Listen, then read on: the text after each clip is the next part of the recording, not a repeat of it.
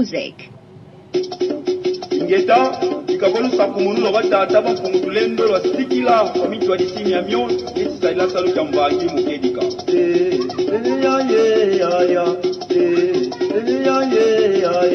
butuka mundila kongwe butuka mundila kongwe ila kumundila moyo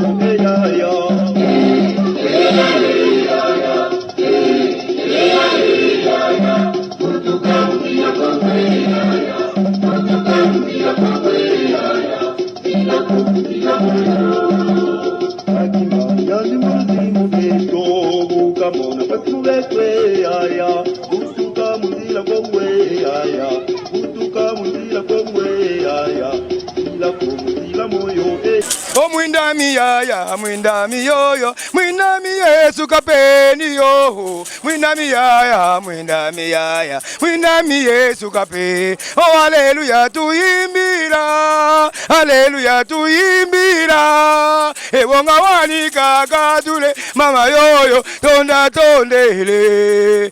Yabangunze, yabangunze kazaka makopambako, yabangunze kazaka makopambako. Ekitambala kya pembe na nivwetikyo, ngunza vwetikyo. Sambile ya ye, ngunza vwetikyo. Sambile ya ye, ekitambala kya pembe na nivwetikyo. Tambala kya pembe na nivwetikyo, ngunza vwetikyo. Sambile ya ye, ngunza vwetikyo. Sambile ya ye, tatabangunze, abangunze.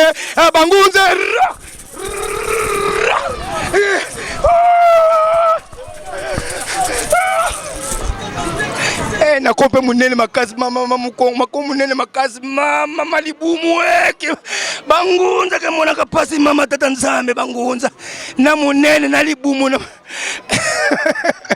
Merci na bandeko nyonso obo mesela kolanda biso na kati ya émission ya Bulu Yeke dali émission du genre culture générale ezo permettre bino bo découvrir makambo ebele oyo oyeba kite zwaka ye komaka makambo na kotuna bino eko sunga bino un jour et surtout bandeko bana classe ba professeur ba maître ba citoyen ba docteur bonzo temps en dehors de tout il faut ajouter la connaissance. Tu peux être trop spirituel, mais il faut ajouter la connaissance. Donc, il faut apprendre, il faut faire des recherches, il faut étudier. C'est ça le conseil gratuit que je peux vous prodiguer, chers amis, chers téléspectateurs. Là, je vous conjure tous, il faut continuer d'apprendre. Tu ne peux pas se limiter seulement parce que tu parles la langue française et tu te limites par là. Non, il faut poursuivre des recherches. Donc, il faut prendre les connaissances d'une manière générale. C'est ça le conseil gratuit que je peux vous prodiguer à tout le monde. Et c'est à prendre ou à laisser, hein, mesdames et messieurs.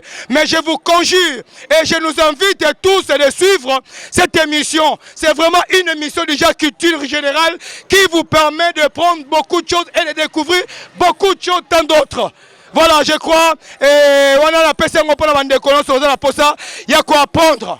Voilà, bisous, on a la recherche, pour tout comme autre, on a l'élo. On a la posa, on a ma meilleure lobby. Il faut quoi apprendre. C'est très important. Moto après naka, avec un moto, alors on s'est cultivé d'une manière ou d'une autre. Donc, maman, papa, bon soit terre, go tanga ba livre, zoka terre, go sa makamebele. Et surtout, bana biso lelo. Bana bazo tanga, loko ba tanga te. Moi, on a diplôme, loko a diplôme te. Même demande d'emploi, ya pamba. Ayebi kosala ngote. Je viens auprès de votre haute personnalité solliciter une place vacante au sein de votre entreprise ou bien de votre société dont la responsabilité vous est confiée.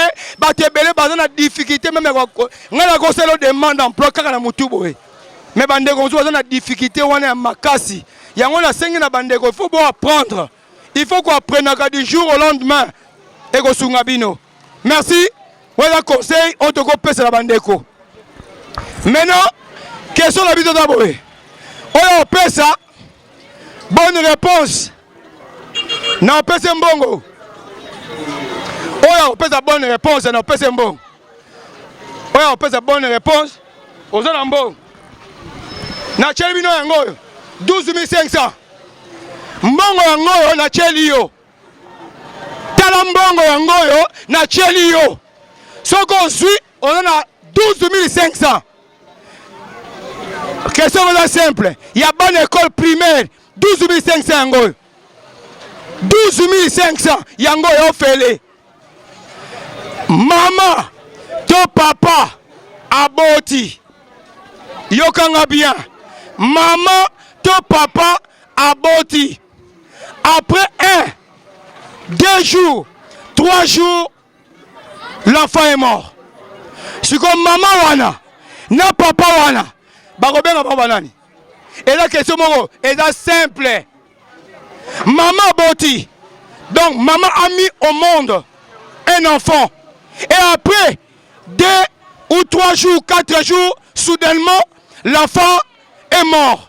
Maintenant, les parents, on peut les appeler comment? C'est ça en français. Maman boti mwana, lelo lobi mwana kufi. Siko maman na papa, bakobenga mwa banani. Yango. Yango.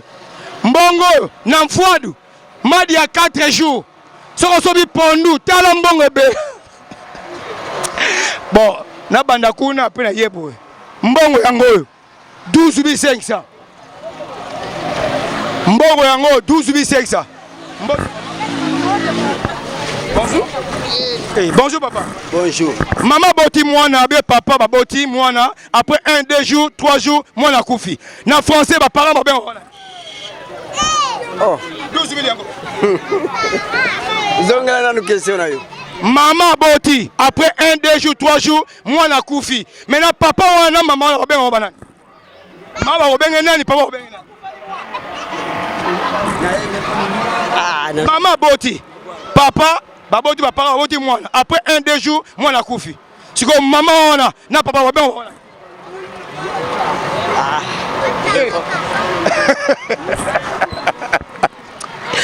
Tala mbongo.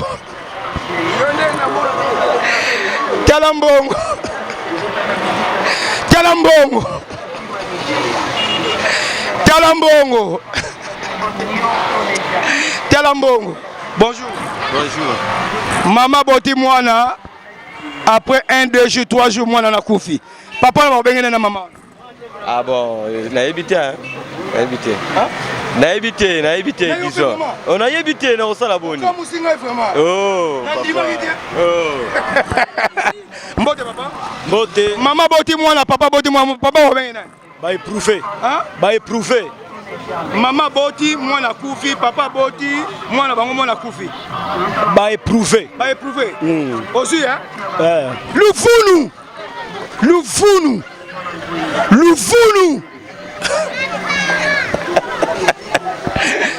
Maman na mona kala boulie to bandana maman oyo. Maman boni. Malamu. Ozalo na mboko. Nazali. C'est pas comme moi maman azoba kese belé tomboka. Voilà. C'est simple. Ma question est celle-ci. C'est trop simple, mbote papa. Maman, papa, boti mwana. Maman, papa, boti mwana. Mwana, on a après 1 jour, 2 jours, mwana na kufi. Si ko papa na maman, wabenga. Barobenga bango papa. Kufeli mwana, on a après 2, 3 jours. Ba parent. On va kufeli mwana. Wabenga wana. Et ça, comment faut wabenga bango? Neti ba kufeli ko bana ba kufeli. Ba irresponsable. Pardon? Ba irresponsable. Pardon? Ba irresponsable. Ba kufeli mwana. Papa na mama ba kufeli mwana. Mwana moko. Mwana moko. Siko papa wana na mama wabenga wana. Nde ba kufeli. Ah, wana eza pena keso ko pesa nguvaki matin. Eza mutuya un peu. Ba parents. Wabenga. Ba parents. Y'a moi. Bonjour papa. Bonjour. Papa boti mwana après 1 jour 2 jours mwana na kufi. Papa wana maman wabenga wana. O ba kufeli bala. Bandela. Maman aboti mwana après 1 jour 2 jours 3 jours mwana na kufi. Siko ba parents wana wabenga wana. Bon izoyete. Ah! Tela mbongo na otambola. Siko balina pesa no combien? Yaka nango. Bonjour papa. Bonjour. Papa, maman, boti mwana. Après 1, 2 jours, 3 jours, mwana na koufi. C'est comme parents va bien on Mbongo yango zo la pesa 12500. Papa na maman boti mwana. Eh, boti mwana. Après jour moko 2 jours, 3 jours, mwana na koufi. C'est comme parents va bien on Ah. Vraiment. Il était. Merci. Ça va. Ah. Voilà. Nous poursuivons avec notre émission. Bonjour maman. Yana Ngokuna. Bonjour maman. Bonjour. Maman boti mwana. Après 1 jour, 2 jours, mwana na koufi. Siko papa wana maman va bien. Nayebi te. Unaelewa lo bate. Maman boti mwana. Ko mwana après jour moko 2 jours, mwana na koufi. Ba benga na. Papa wana. Na maman va bien wana. Soki ezalaka mwana balinga alobaka komi orphelin bongo bapapa siko bakozala banani nayebi na nga te. Mbote papa. Mbote. Maman boti mwana. Après 1 jour, 2 jours, 3 jours, mwana na koufi. Siko ba parents on a, papa na maman va bien wana na français. Bon, bah éprouvé kaka. Pardon? Bah éprouvé kaka. Lufulu. Mbote papa. Est-ce que micro est bon ou le comme avant de marcher? Maman Nangai. Maman Nangai. Mbote papa. Est-ce que micro est dans ma chasse? Est-ce que micro est dans ma chasse? Y'a moi. Mbote maman. Mbote. Maman boti mwana. Après 1 jour, 2 jours, mwana wa koufi. Tala mbongo la pesi yo. Après 1 jour, 2 jours, mwana wa koufi. Maman na bengena nani, papa na bengena. Nayebi na. Mbongo 12500. Tala mbongo 12500. Oh, pesa na mbongo te. Tala 12500. Papa nayebi na te. Bino to ye, nayebi na te. Tala lokasi moko. Eh, mama langa. Ah, boko yoka biloko. Yaka nango kuna. Mbote papa. Mbote papa. Maman boti mwana. Après 1 jour, 2 jours, 3 jours, mwana na koufi. Papa wana maman ba bengena na français. Papa wana na maman beta bakunda na français. Baboti mwana koufi. Ah. Après 1 jour, 2 jours. Mais ça facile. Voilà, très bien. Mais ça très facile. Ah. Morné. Morné. Les parents mornés. Les parents mornés.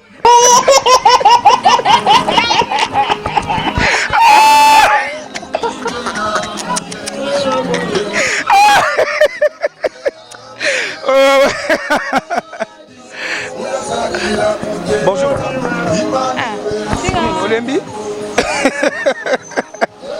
Maman, les parents mornés. Merci la président Junior Mabaro. Merci la président Junior Mabaro depuis Cap Matadi. Toujours.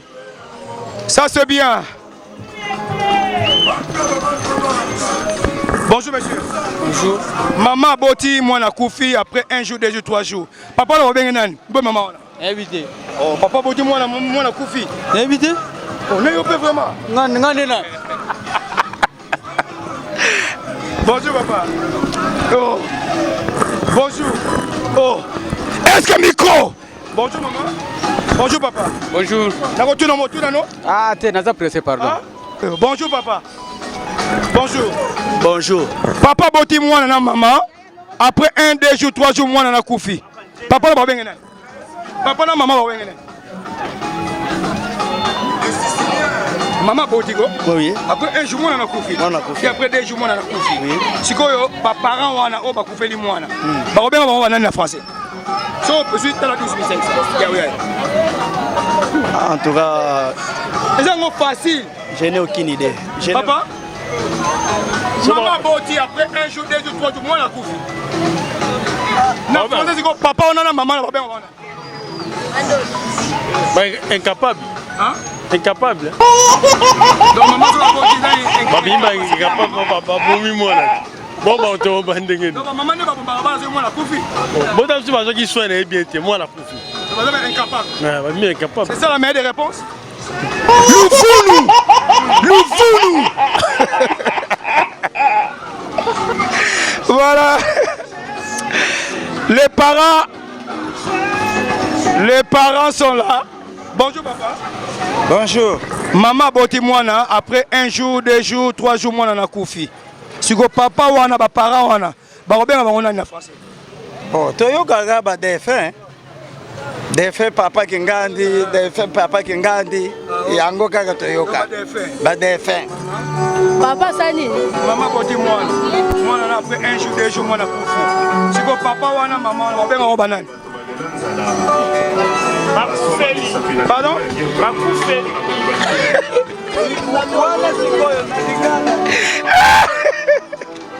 Bakoufeli. Papa a mis au monde.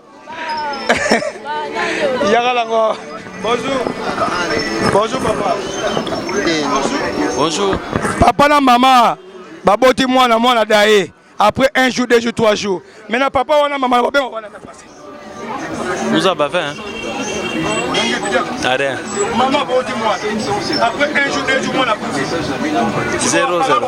0-0. Tata Nchan.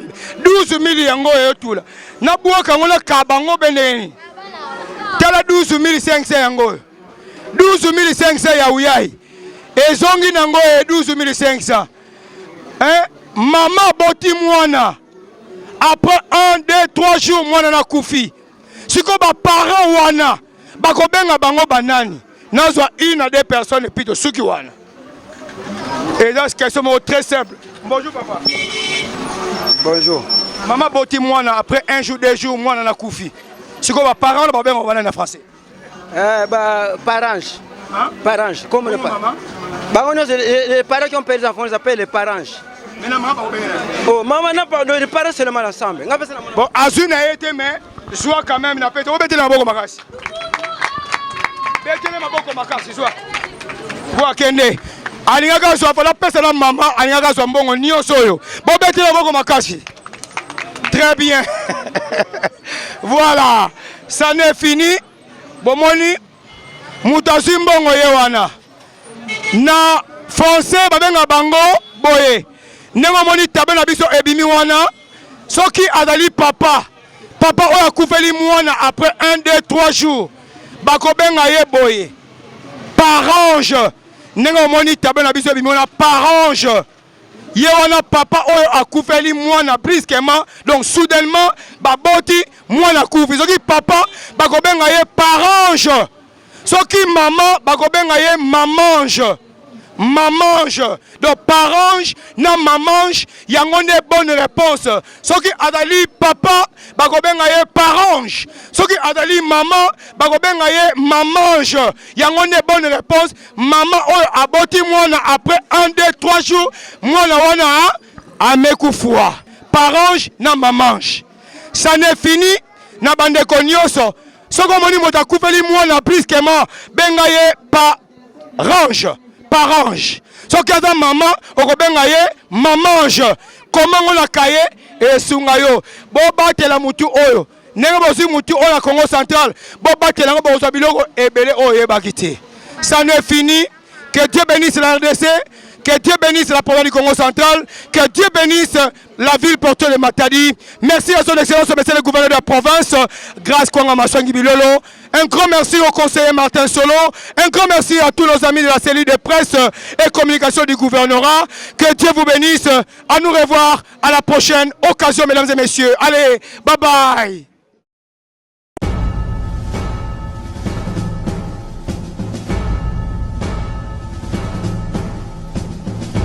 Music. Ingeta ikakolusa kumunu batata bafungulendo lwa sikila omitwa disini ya myon etisaila salo kyambangi mukedika